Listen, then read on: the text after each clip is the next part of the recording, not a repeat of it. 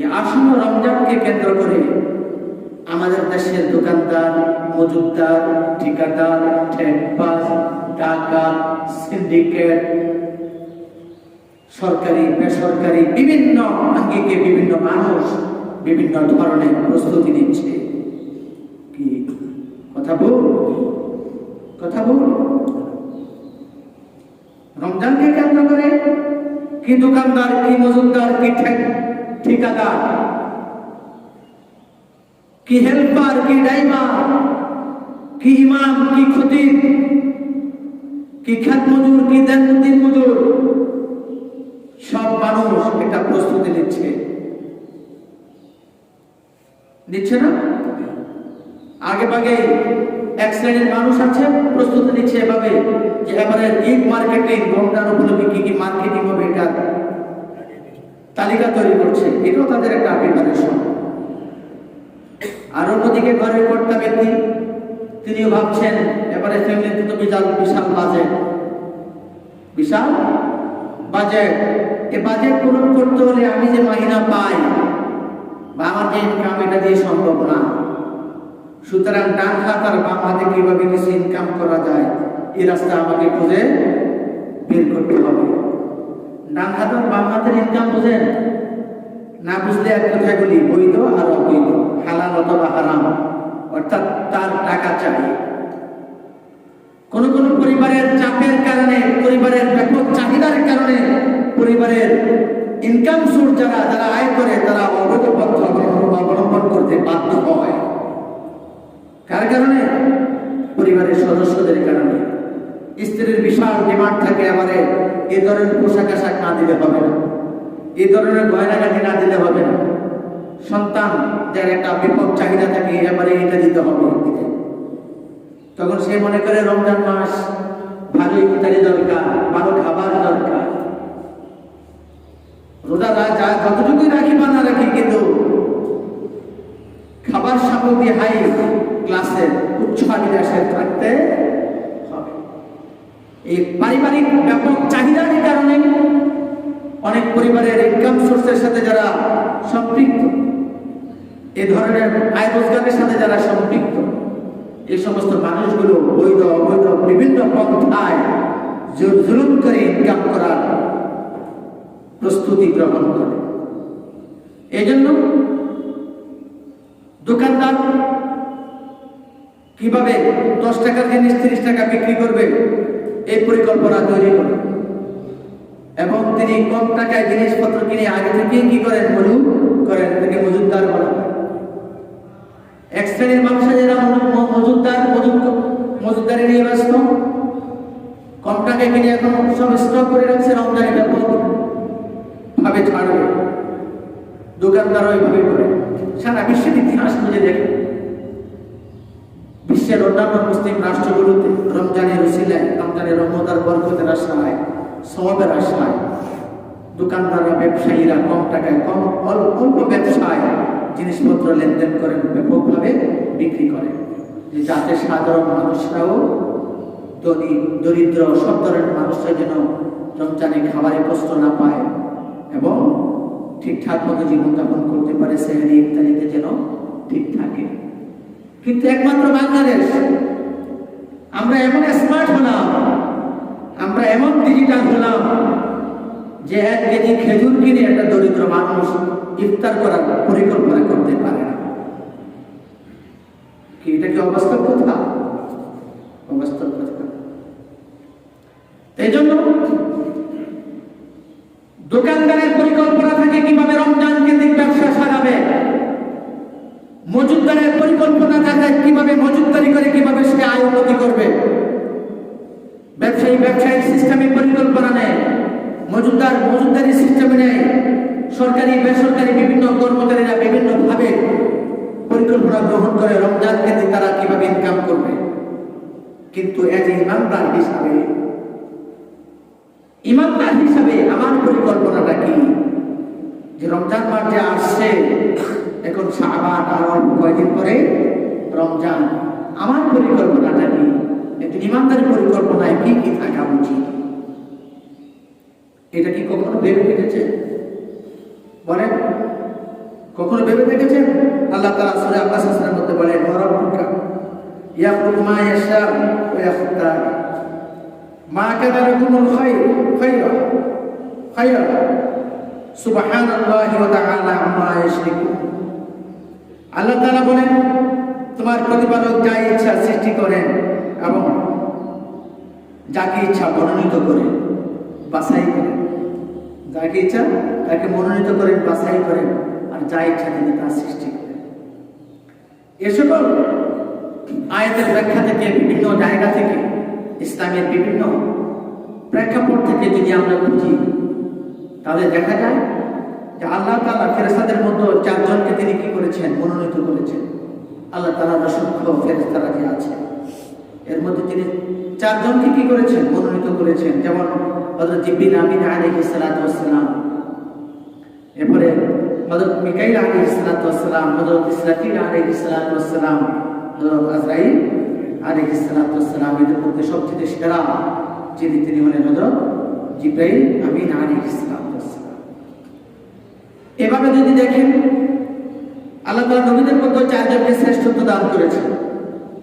হযরত ইব্রাহিম আলাইহিস সালাতু ওয়াস সালাম, যাকে মুসলিম উম্মাহর পিতা বলা হয়, কোরআনে বলা হয়েছে মিল্লাতা আবিকুম ইব্রাহিম ওয়া সাম্মাকুমুল মুসলিমিন, যে তোমাদের এই মিল্লাতা আবিকুম ইব্রাহিম, তোমাদের এই মিল্লাত, এই জাতির পিতা হচ্ছেন ইব্রাহিম, ওয়া সাম্মাকুমুল মুসলিমিন, আর এই জাতির নাম হলো মুসলমান। এই জাতির নাম কি? মুসলমান। এরপরে আমাদের আছে মুসা আলাইহিস সালাতু ওয়াস সালাম, হযরত ঈসা আলাইহিস সালাতু ওয়াস সালাম, হযরত মুহাম্মদ রাসূলুল্লাহ সাল্লাল্লাহু আলাইহি ওয়াসাল্লাম। 4 জন হলো সেরা নবী। এর মধ্যে সবার সেরাকে হযরত মুহাম্মদ রাসূলুল্লাহ সাল্লাল্লাহু আলাইহি ওয়াসাল্লাম। সাহাবীদের মধ্যে 4 জন সেরা। আল্লাহ রাসূলের অনেক সাহাবী ছিলেন। হযরত আবু বকর রাদিয়াল্লাহু তাআলা, হযরত ওমর ইবনে খাত্তাব রাদিয়াল্লাহু তাআলা আনহু, হযরত উসমান ইবনে আফফান রাদিয়াল্লাহু তাআলা আনহু, হযরত আলী ইবনে আবি তালিব রাদিয়াল্লাহু তাআলা আনহু। এর মধ্যে সবার সেরা হযরত আবু বকর রাদিয়াল্লাহু তাআলা। এভাবে মসজিদের মধ্যে 4টা সেরা মসজিদ আছে পৃথিবীতে। মসজিদে হারাম, বাইতুল্লাহর যে মসজিদ, বাইতুল্লাহর পাশে যে মসজিদ, মসজিদে আকসা, যেটা আমাদের প্রথম কিবলা ছিল। এরপরে মসজিদে নববী, এটা মসজিদে তুরে সিনা। এই 4টা মসজিদের মধ্যে সবার সেরা হলো মসজিদে হারাম।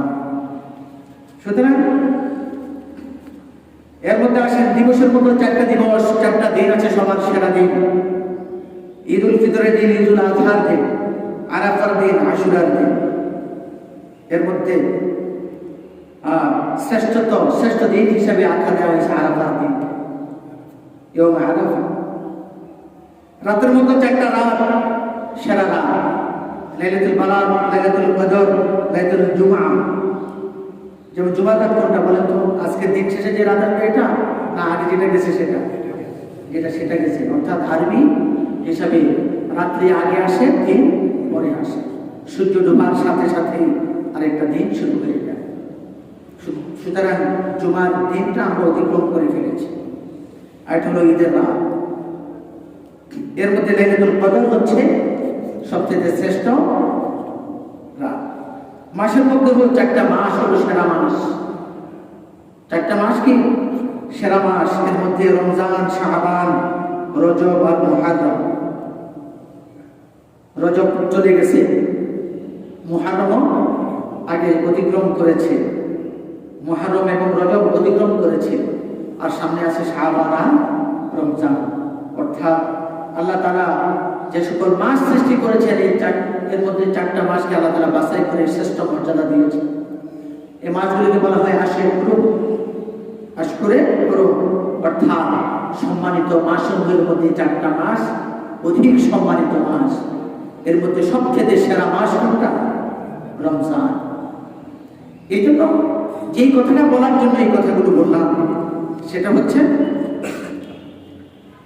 এই রমজান মাস যেহেতু সেরা মাস, এই রমজান মাস কেন্দ্রিক আল্লাহ তাআলা বলেন, শাহরু রমাদানাল্লাযী উনজিলা ফীহিল কুরআন হুদাল লিন-নাসি ওয়া বায়িনাতিন মিনাল হুদা ওয়াল ফুরকান ফামান শাহিদা মিনকুমুশ শাহরা ফালিয়াসুম। রব্বুল আলামিন কত সুন্দরভাবে প্রাঞ্জলভাবে ভাষায় আল কোরআনুল কারীমের সূরা বাকারা 185 নম্বর আয়াতে বলেছেন শাহরুর রমাদান, এটা রমজান মাস। কয়টা রমজান মাস কোনটা? কাল্লাযী উনজিলা ফীহিল কুরআন, যে মাসে তিনি কোরআনুল কারীম কি করেছেন, নাজিল করেছেন। কোরআনুল কারীম কি? হুদাল লিন-নাস, এটা মানব জাতির জন্য কি হেদায়েত স্বরূপ, পথ নির্দেশিকা স্বরূপ। এটা মানুষকে কল্যাণের পথ প্রদর্শন করে। তো সুতরাং এরপরে কয় কি আর কি? হুদাল লিন-নাস, এটা মানব জাতির জন্য পথ নির্দেশ স্বরূপ। ওয়া বাইয়িনাতিন মিনাল হুদা ওয়াল ফুরকান, আর এই কোরআনের মধ্যে আল্লাহ তাআলা কি করেছেন? ওয়া বাইয়িনাতিন মিনাল হুদা ওয়াল ফুরকান, কোনটা হেদায়েতের রাস্তা, কোনটা হেদায়েতের রাস্তা নয়, কোনটা বাতিল, কোনটা জাহান্নামের পথ, কোনটা অবৈধ, কোনটা সঠিক, কোনটা হালাল, কোনটা মানব জাতির জন্য সমৃদ্ধ, কোনটা জান্নাতের পথ, কোনটা সভ্য মানুষ বানানোর কায়দা, কোনটা অসভ্য মানুষের রাস্তা, ইত্যাদি বিভিন্ন বিষয়গুলোকে আল্লাহ তাআলা এখানে পার্থক্য করে দিয়েছেন এই কোরআনের মধ্যে। এরপরে রব্বুল আলামিন বলেন ফামান শাহিদা মিনকুমুশ শাহরা ফালিয়াসুমহু, সুতরাং যদি কোনো ব্যক্তি এই মাস পেয়ে যায় তাহলে তার দায়িত্ব হচ্ছে সে যেন রোজা রাখে, সে যেন রোজা রাখে। এখানে আল্লাহ তাআলা বলে দিয়েছেন শাহরুর রমাদান উনজিলা ফীহিল কুরআন, রমজান মাসে আমি কোরআন নাজিল করেছি, আর এই কোরআন দিয়েছি মানব জাতির হেদায়েতের জন্য, সত্য মিথ্যার পার্থক্য করণের জন্য কোরআন দিয়েছি, হালাল হারামের পার্থক্য নির্ণয়ের জন্য কোরআন দিয়েছি। মা আর শাশুড়ির মধ্যে মর্যাদা ডিফারেন্স কোন জায়গায় সেটা বলে দিয়েছি, শ্বশুর আর নিজের পিতার মধ্যে মর্যাদা কোন জায়গায় পার্থক্য সেটা বলে দিয়েছি, শালী আর বোনের মধ্যে মর্যাদায় পার্থক্য কি সেটা বলে দিয়েছি, কোনটা তোমাদের জন্য হালাল সেটাও বলে দিয়েছি, কোনটা তোমাদের জন্য হারাম সেটাও বলে দিয়েছি, পার্থক্য নির্ণয় করে দিয়েছি। সুতরাং একজন মানুষ যেভাবে ইচ্ছা সেভাবে চলতে পারে না, যা ইচ্ছা তা গ্রহণ করতে পারে না। একজন মানুষ কোনটা রিসিভ করবে, কোনটা করবে, এই জিনিসটার জন্য মিনিমাম 3টা জিনিস যাচাই করা দরকার। কয়টা জিনিস? এক নম্বর, আমি ইমানদার। আমি ইমানদার হিসেবে আমার রব আমার জন্য এটা বৈধ ঘোষণা করেছেন কিনা দেখতে হবে, এটা আমার জন্য হালাল কিনা। সেটা অনেক লাভের খাত হতে পারে অথবা লসের খাত হতে পারে, এটা আমি রিসিভ করবো কিনা। এক নম্বর দেখবো আমি ইমানদার, আমি রবের প্রতি ইমান এনেছি, সুতরাং আমার রব এটা আমার জন্য বৈধ ঘোষণা করেছেন কিনা। যদি আমার রব আমার জন্য বৈধ ঘোষণা করে থাকে তাহলে আমি এটা রিসিভ করবো কিনা সিদ্ধান্ত নিতে পারি। 2 নম্বর হলো, আমি যে জনপদে বসবাস করি এই জনপদে রাষ্ট্র কর্তৃক রাষ্ট্রীয় নিয়মে আমি কোনো ঝামেলায় পড়বো কিনা সেটাও আমাকে দেখতে হবে, কথা বুঝতে পেরেছেন? আবার রাষ্ট্র আছে, রাষ্ট্র অনেক জিনিসকে বৈধ করেছে, কিন্তু কোরআন সেটাকে কি দিচ্ছে? অবৈধ ঘোষণা করেছে, তাইলে আপনি নিতে পারবেন না। অর্থাৎ আপনার শরীয়তের মালিক রাষ্ট্র নয়, আপনার শরীয়তের মালিক হলো আল কোরআন। শরীয়তের মালিক কে? আপনি যে স্রষ্টার প্রতি ঈমান এনেছেন, আপনি যে স্রষ্টাকে ভয় করেন, আপনি যে জান্নাতে যাওয়ার আশা করেন, আপনি যে জাহান্নাম থেকে মুক্তি চান, সে রব আপনার জন্য যেটাকে বৈধ ঘোষণা করেছে সেটাই আপনার জন্য বৈধ। রাষ্ট্র আপনাকে কোনো কিছু বৈধ বললেই বৈধ হবে না, আপনার সমাজ আপনাকে কোনো কিছু করতে বললে সেটা আপনার জন্য বৈধ হতে পারে না। এই জন্য আরেকটা হলো, এটা আপনার জন্য কতটুকু লাভের না লসের এটাও আপনাকে চিন্তা করা দরকার।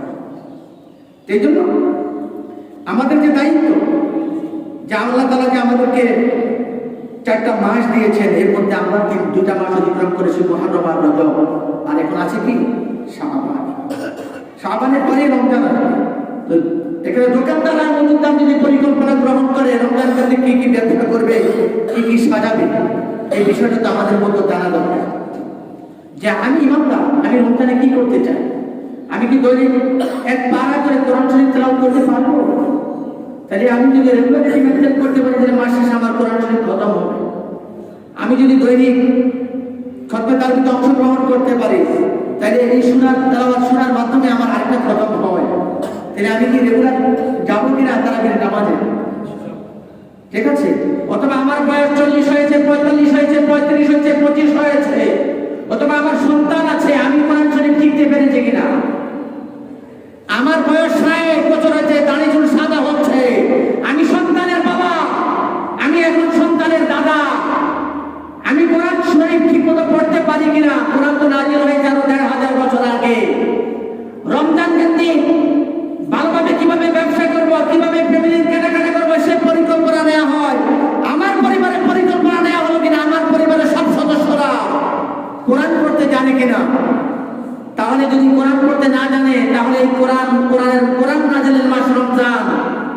কোরআন নাজিলের মাসে আপনি কোরআন শিক্ষার মাস হিসাবে গ্রহণ করেন, যে অন্তত এই ফ্যামিলিতে, আমার ফ্যামিলিতে সব সদস্যদেরকে যারা কথা বলতে জানে, যাদের মোটামুটি বয়স হয়েছে, যারা সহি সুন্দরভাবে কোরআন তেলাওয়াত করতে জানে না, নামমাত্র সূরা কেরাত দিয়ে একটা পারে, তাও সঠিক উচ্চারণ হয় না, শুদ্ধ উচ্চারণ হয় না, তাদেরকে কোরআন শেখানো ফরজ।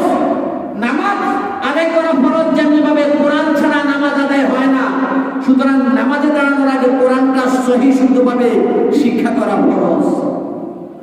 কথা বুঝতে কষ্ট হয়। আল্লাহর কসম করে বলছি, যাদের কোরআন তেলাওয়াত শুদ্ধ হয় না তাদের নামাজ হয় না। সুতরাং যাদের বয়স, আপনি লাভ লসের হিসাব করতে করতে চাকরি করেন, ফ্যামিলি চালান, আপনি বিভিন্ন জায়গায় কর্মকর্তা, কর্মচারী, বালক, বড় ধরনের অফিসার, আপনি নিজেকে জিজ্ঞেস করেন আগে যে আমি কোরআন তেলাওয়াত করতে পারি কিনা। আপনার যদি কোরআন শুদ্ধ না হয়, তামাম জীবনের সমস্ত চেষ্টা, সমস্ত নামাজ আপনার বিকল। কোরআন আগে শিখেন, কোরআন না শিখলে আপনার সব শেষ।